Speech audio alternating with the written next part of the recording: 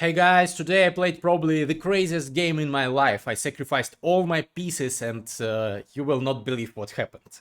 So my opponent is very strong, he's a junior, I think he's the junior champion of Western Asia, under 12 years old, something like this. He's already a FIDE master, even though he's like 12 years old or something like that. And I, of course, am not afraid, and I play for a win with the black pieces, and I go for the modern defense, which is rarely employed at the top level because it's a very risky opening. So we get this position out of the opening. This is all theory, and usually white here goes for the long castles and black goes for the short castles, and there is like mutual attack, opposite side castling. F3 is like the most common move, I think, here, but my opponent goes knight f3. And the modern has the advantage of not being heavily flooded with theory, so people don't know what to do against it mostly. And I also don't know what to do with it when I play it. I don't know the theory too deeply. So here I was already like improvising, playing it by the ear, a knight f6, but it's logical. I realized that he can go for this plan and trade the bishops, but while he is doing this, I have counterplay with b5, c5, or maybe knight c6 and e5. All those ideas are common in the modern defense. So he goes queen here, I castle, and he decides to go bishop d3, and I immediately harass his bishop. Now he no longer has the idea of trading the dark squared bishops because I have full control over the square, but he can go to g5. Now I kick him another time. I thought for some time that I calculated this variation, h3. So if I take, he'll take back and he will have the h file for the attack, but I thought that I'll just go knight takes f2, which is actually a normal move. White is still a little bit better because it's the modern, but like the game continues like this. But he decided to not go for this craziness. Instead, he just calmly went bishop h4, and I went c5 because I need to open this diagonal for the bishop. Pay attention to this. This diagonal will be the crucial diagonal for the whole game, and this bishop will play an important role later on. Mind my words. So mark my words or mind my words, whatever. So takes. Now the diagonal is open, but I have a problem. I'm lagging behind in development. My king safety is also a little bit compromised because I've advanced the h-pawn, and later on, if he can push g4, g5, h4, h5, there will be problems. And also, many of my pieces are not developed yet, so he has lead in development. That's why the engine says that white is better. But it's the modern, you play it if you are ready to risk. So he goes h3, kicking me. Now he long castles, I go with my knight, and he pushes e5. So my knight has to move somewhere. If I move here, it's a mistake, because he has this move. Bishop takes g6, and my knight is attacked 3 times, and if I take the bishop, he'll just take the knight, and he'll be up a pawn in the endgame, so of course I cannot go forward, even though I would have loved to, because knights belong in the center, but I have to go backwards. I go knight h7. Still, it's like a defensive position. The knight is controlling many squares, preparing for like future attack by white. I realize that white is objectively speaking better, but it's a game for 3 results, because he will push on the king side, I will push on the queen side, and anyone can win this. Okay, he goes queen e3. Now there are threats to my queen. The bishop can move away and the queen will be attacked, so I go queen a5, also preparing to push b5, b4, and then the a2 pawn will be attacked by the queen. So he has to do something about that. He finds a great move, bishop c4, very precise play. Now he's overprotecting this pawn, and also if I go b5 now, first of all, he has queen takes c5, which leads to crazy complications. For example, if I take here, he takes here, and I didn't like this position. But moreover, after b5, he also has bishop d5, which I didn't like even more, because he's attacking this, and this pawn is not really important. I was afraid of this variation, e6, because he needs to break through first. So this is the meta of such positions. In opposite side castling, don't pay attention to pawns, pay attention to the kings. You should attack, you should throw everything. Throw the kitchen sink into your opponent's position, and then you will win the game. And this is exactly what could have happened. Like +2 already, white is close to winning after this break. So unfortunately, I really much want to go b5, but I cannot do it immediately. So I have to first stop his ideas, and I go e6, preventing e6 by him, also preventing bishop d5. Now I want to go b5. My opponent very precisely goes rook d6, it's not the best move according to the engine, but I like it very much. So again, he's preventing me from going b5, because if I go b5, then he'll just take my knight. And look at this bishop. This bishop is so stupid. It's not like doing anything. And even though I have the open b file for the attack, I realize that it's a bad position for me. The engine says I'm already losing, so I cannot go b5 again. That's the problem. So what do? I decide that this pawn is a big problem for me. If I win this pawn somehow, then my bishop will activate and put a lot of pressure. Remember I told you about the bishop? You will see what happens next. So here I come up with a creative move, even though it's objectively a bad one. Knight g5. So I want to dislodge this knight from defense of this e5 pawn, because I currently have 2 attackers. He has 2 defenders. And if he trades the knights, for example, if he takes like this and takes like this, I take here with a bishop or with a knight probably. I take here, and suddenly my pieces are very active and already like I'm very much back in the game. But instead of taking with the knight, he doesn't want his knight to leave the defense of this pawn. So he takes with the bishop. And he doesn't take on g5 with the knight, because again, the knight should stay controlling this pawn. It's a very important pawn, because the bishop is killed because of it. And also there are ideas for him to go knight e4, knight f6 check and attack me, because remember, he needs to get to my king first if he wants to win.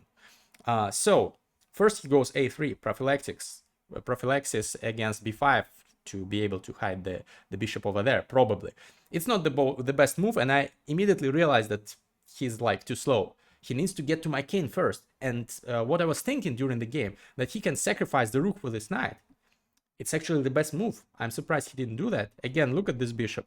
The bishop is not seeing light of day anytime soon. Even if it goes to d7 or b7, it's like a dead bishop.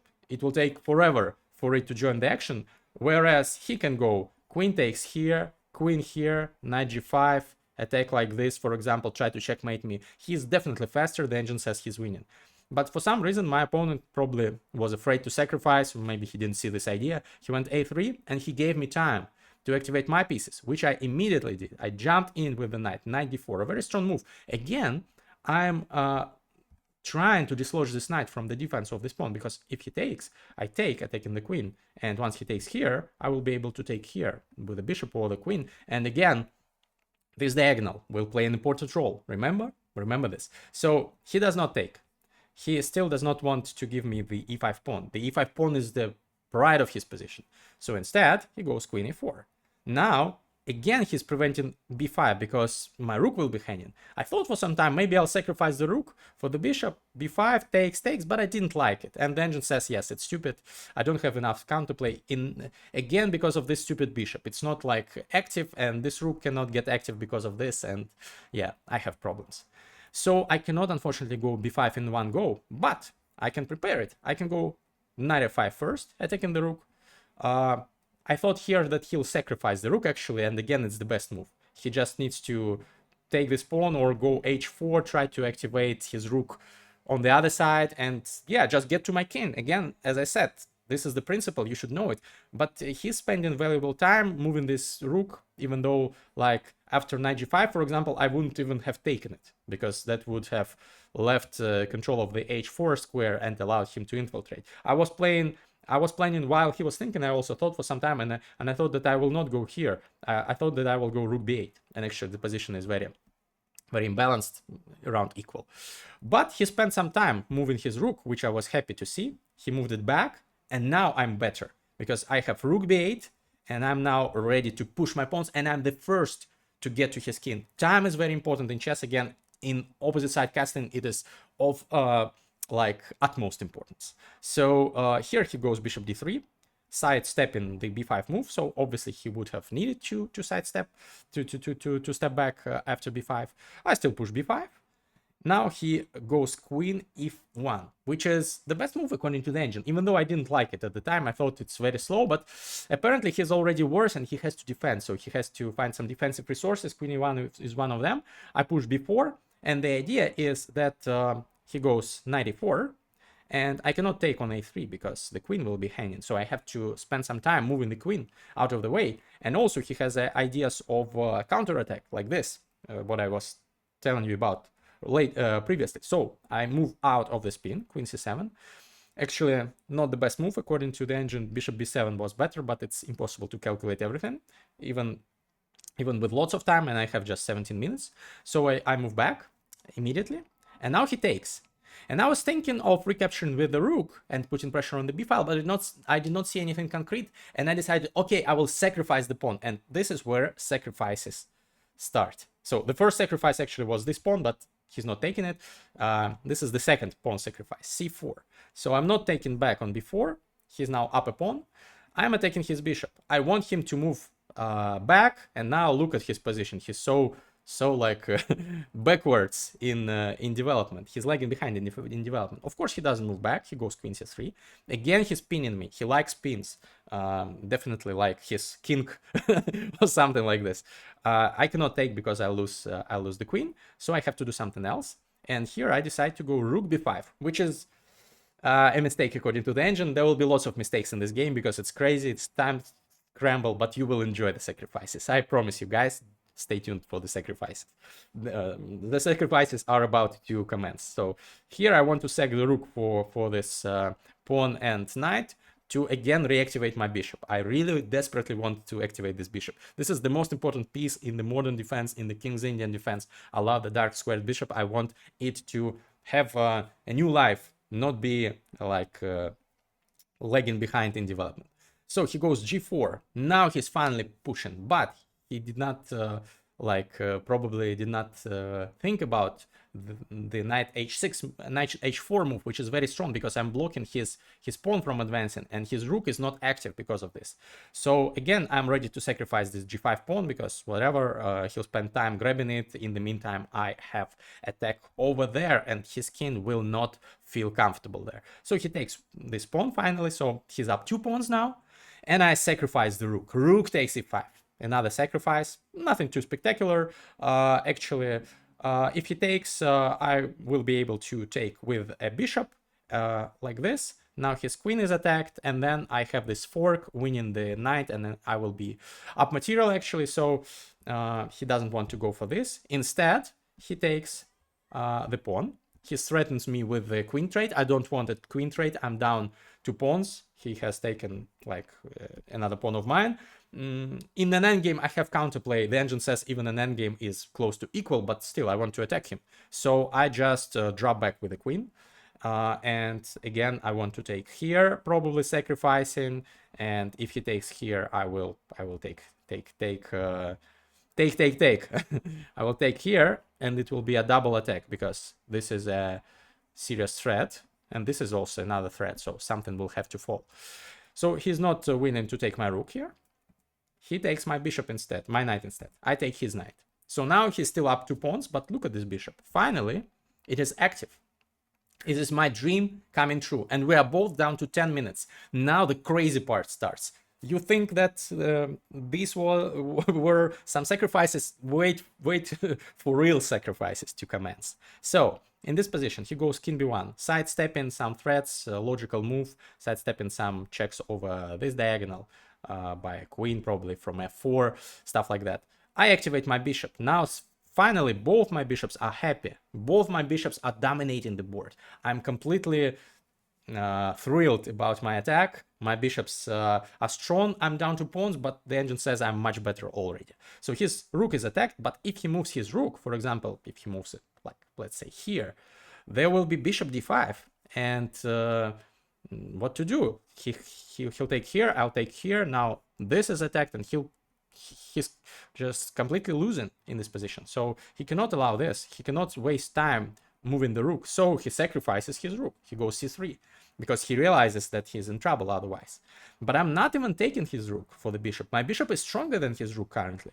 I decide that I need to harass his queen. I go bishop d5 again, attacking the queen. The only move for the queen to not get lost is queen takes a6. And now I again do not take his rook. I don't need this rook. Look at my bishop. It's controlling more squares than his rook does. So look, it's like seeing the whole board. His rook is just seeing like a couple of squares, many of which are like not very good for the rook. So instead I go queen h4, queen f4.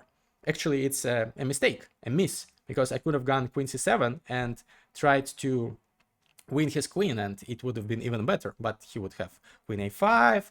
There would be some crazy variations after this. I will not show you everything because there are lots of crazy variations in this game.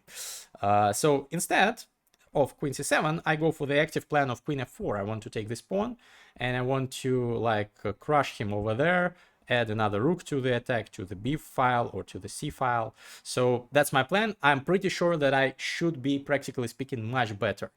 But I'm down to 7 minutes, he's down to 4.5 minutes, and craziness is about to begin. So he goes queen b6, protecting the f2 pawn because it's an important pawn. If I take it, I infiltrate on the second rank, so logical decision. Now I finally decide that it's time to take his rook, because now I can activate another rook of mine, rook d5. I'm attacking his bishop, and then I will be able to double on this file, go here, probably infiltrate on the second rank, and yeah, his king is not feeling well. So the bishop draws back. Now I infiltrate, rook d2, best move in the position. Sometimes I might think of sacrificing the rook. You will see later on some ideas like this. But also I'm like looking at this pawn, I'm looking at this diagonal, I'm looking at adding some more firepower to the attack. Very complicated position. To play with 2 minutes on the clock is practically impossible under such some circumstances. So what to do in this position? My opponent decides to go for rook f1, which is not the best move. It's passive defense, and he has just 1 minute on the clock here. And unfortunately, I also try to rush it, and I don't see the winning continuation. Queen c4 would have been winning on the spot. He has to move the rook, for example, rook g1, and then I can sacrifice the bishop, and it's winning, completely winning. I miss this.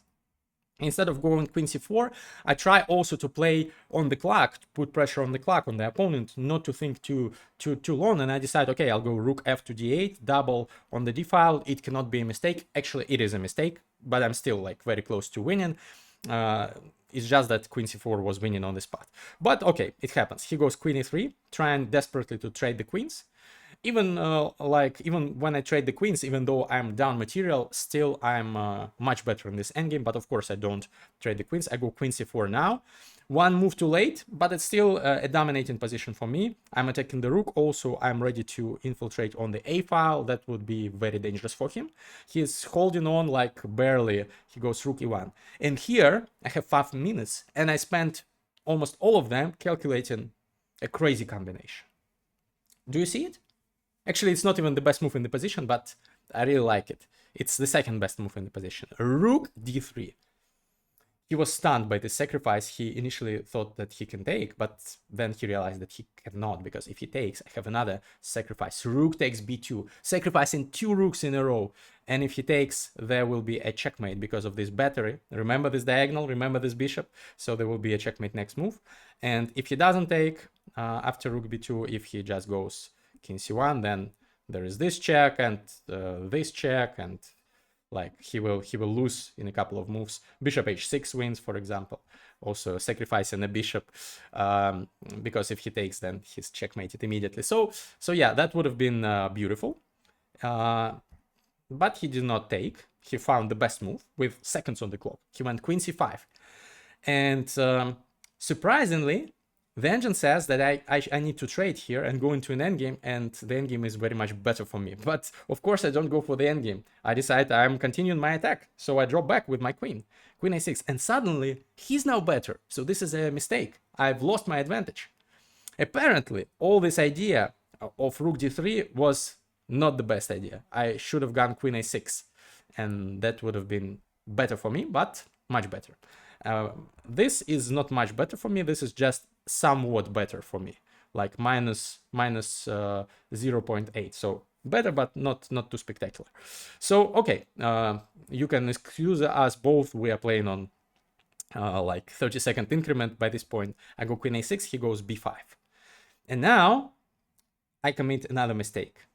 I should go queen d6 here and trade the queens and go into this endgame, which is better for white because of these 3 pawns that could march together, holding hands. But of course I don't want to go for the endgame. So instead of going queen d6, I go queen a5, and I again insist on him taking my rook. And he does take my rook.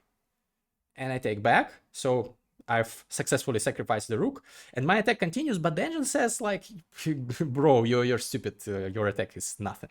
Like, the engine just says queen c4, and white is not in trouble. But he goes queen b4. Of course, an inaccuracy in time trouble is normal, and now it's back to equal. I go queen d8, I'm attacking the knight, and also I want to infiltrate like this, or maybe like this, we will see. And here he goes rook e3, which is a mistake. Probably he thinks that takes, and he goes b6, and actually the engine says it's a draw. I will have to probably try to hold on to this b8 square, and he has 3 pawns for the bishop, and yeah, it's a draw in all variations according to the engine. So probably he thought, yeah, I'll give up the knight, so he's also sacrificing material now, but he forgot that I'm not obliged to take. I'm continuing my attack. I sacrifice the bishop. Wow, which is not the best move in position. Rook d1 was winning easily, so I should have checked him first, but I sacrificed the bishop, and this is where the game leads to the conclusion. So he takes, he has to take, obviously. I check him, and now he has one move to not lose, but to be worse, and other moves lose. The only move that would not lose would be this, and this would have led to check, like this. He has to go here, and now I can check him like this. Only move not to lose is this, and now queen a2 probably is what I would have gone for, and it looks very dangerous, but somehow it's a draw. This is the only defense. Check, and then I take this pawn with check, but somehow the engine says it's a draw, even though a queen is usually stronger than a rook and a knight, but it's not a draw, maybe it's minus 0.5, so I would have still played on for a win, but it's the best that he could have gotten. But it's crazy, like, you cannot calculate this far in this position. So king a2 is what he should have gone for. Instead, he went king c2, probably thinking that, yeah, I'll check him like this, he goes here, I check him like this, he goes somewhere, and I take the queen, and he will play without a queen, but with a rook and a knight, but he's in a mating net. I check him, he goes here, I check him again, he goes here, and I check him again.